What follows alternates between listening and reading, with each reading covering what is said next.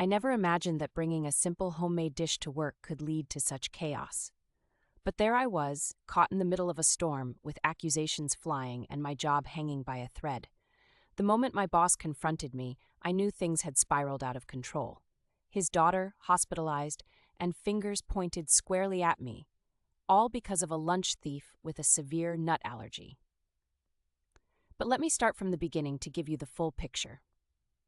My day job is as straightforward as they come, a routine that pays the bills but doesn't follow the typical 9-to-5 schedule.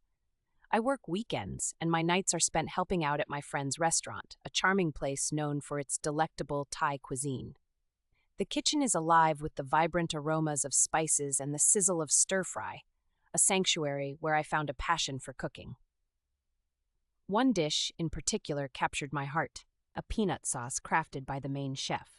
Its rich, nutty flavor was irresistible, and after much persuasion, he graciously taught me the recipe. Every week, like clockwork, I'd bring this dish to my day job, savoring the familiar taste of home-cooked comfort amidst the monotony of office life. The office was a place where lunches mysteriously vanished, a fact I discovered all too well. Initially, it was just a few bites missing, a sandwich here, a cookie there. Annoying, but manageable. Until one Thursday, I opened my lunchbox to find it completely empty. My Tupperware, which once held my beloved peanut sauce noodles, was nowhere to be seen. Frustration bubbled up inside me, but what could I do? I was pretty sure it was one of the new hires, but without proof, I was stuck. That day, a sympathetic coworker shared her pizza with me, a simple gesture that did little to quell my growing irritation. Yet life went on until the bombshell dropped. My boss confronted me. His daughter, one of the new hires, had stolen my lunch. Unbeknownst to her, she was severely allergic to nuts. The result? Anaphylactic shock, a trip to the hospital, and a father desperate for someone to blame. As he laid out the situation, my mind raced. How could this be happening? I hadn't poisoned my food. I had simply prepared my lunch as I always did.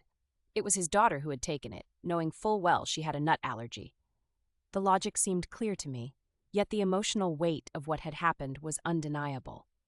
I was at the center of a maelstrom, vilified by my coworkers, who whispered behind my back and cast judgmental glances my way.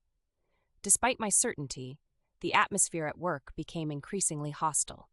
My boss demanded I pay for his daughter's medical bills, a notion that seemed absurd to me. Why should I be held accountable for her actions? Yet, the pressure was mounting. Some older coworkers began to ice me out, their loyalty clearly swayed by my boss's influence. They whispered in hallways, their eyes cold and judgmental, as if I were some kind of criminal. Desperate for a resolution, I turned to HR. Their representative had been on vacation, but I sent an email detailing the situation. I hoped that once she returned, she might bring some clarity and fairness to the chaos. In the meantime, I did what I could to explain myself to those willing to listen. One particularly nosy coworker, who had a knack for spreading gossip, seemed genuinely surprised when I told her that I always brought a peanut sauce dish. It was as if she hadn't considered that my intentions were innocent, that I hadn't deliberately set out to harm anyone. As the day wore on, the tension slowly began to dissipate. Some coworkers, realizing the absurdity of the situation, relaxed their icy demeanor. But the damage was done. I felt isolated in a place that had once been just a job, but was now a minefield of potential conflict and blame. Reflecting on the events, I realized I couldn't stay. My friend, aware of the turmoil, offered me a full-time position at her restaurant. It was tempting, a chance to escape the hostility and start anew. I knew that even if things settled down, the specter of this incident would always linger. The workplace had become a battleground, and I was weary of the fight. As I prepared to make my decision, I couldn't help but think about the what-ifs. What if I had marked my lunch? What if she hadn't stolen it? But dwelling on these questions brought no peace, only a deeper understanding of the complexities of blame and responsibility.